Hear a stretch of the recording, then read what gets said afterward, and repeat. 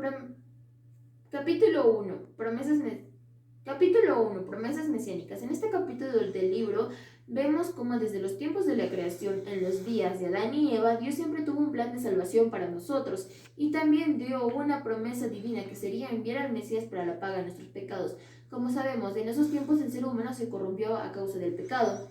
Pero ¿qué hizo Dios a todo esto? Como ya lo dije, Dios siempre tuvo un plan de salvación para nosotros a pesar de todos los pecados que hemos cometido o cometeremos.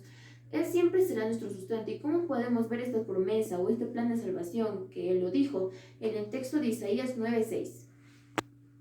Capítulo 2. La primera Navidad. En este capítulo nos relata cómo María y José recibieron la noticia que María estaba embarazada del Mesías, o sea Jesús, por de parte del ángel Miguel, y nos cuenta cómo fue el transcurso de su trayecto, cómo nació Jesús. Pero la pregunta que más redunda en este capítulo es ¿cuándo nació Jesús? Varios monjes cronológicos de esta época dijeron que sería el 25 de diciembre cuando iniciaría la cuenta de los años, pero más adelante, años más tarde, otros monjes cronológicos vieron que no estaba correcto, porque ellos se tenían que basar base a la fundación del Imperio Romano, que se diría que Jesús en ese tiempo ya tenía 4 años. Pero entonces mi opinión es que, como sabemos, el nacimiento de Jesús, la fecha, no la tenemos. Pero bueno, ya tenemos un día, que es un día simbólico para Él, donde podemos adorarlo y ver otra vez el maravilloso nacimiento del Mesías, que fue el que pagó por nuestros pecados.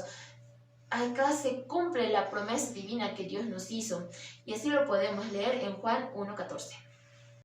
Tercer capítulo, la agenda de Daniel. Acá vemos en este capítulo cómo Daniel está en el pueblo de Israel y Babilonia se apodera de este, y cómo a pesar de los reyes que pasaron, Daniel siempre tuvo un puesto importante porque era un estadista muy importante y basado en principios.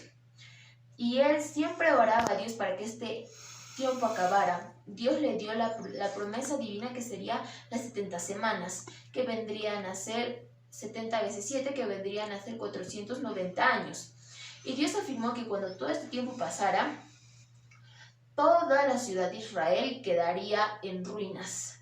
Pero eso lo veremos en el capítulo adelante. Lo que quiero afirmar es que cuando los israelitas volvieron después del imperio babilónico, Daniel tenía miedo, tenía una preocupación, ¿pero de qué? Como ya varios israelitas habían vivido años fuera de ese lugar y otros niños habían nacido en otros lugares, tenían las creencias de los babilónicos, de los egipcios, tenían costumbres paganas, y esto les preocupaba porque Daniel pensaba que ya no serían personas, ya no sería el pueblo de Dios. Pero bueno, como sabemos, por tanta fue la caída del pueblo de Israel hacia lo mundano, Dios decidió mandar la destrucción de este pueblo porque ya no era su pueblo, pero tenía que quedar los genes de él, tenía que decirse, de aquí es Jesús, del pueblo de Israel. Y como así lo podemos leer para asegurarnos un poquito más, sería Isaías 9:6. Capítulo 4. Las piedras que hablan. Curioso título, ¿verdad? Pero bueno, ahora vamos a la historia y más adelante explicaremos el nombre del porqué. Cuando Jesús volvía a entrar al pueblo de Israel años más adelante, en la puerta principal lo recibieron varias personas.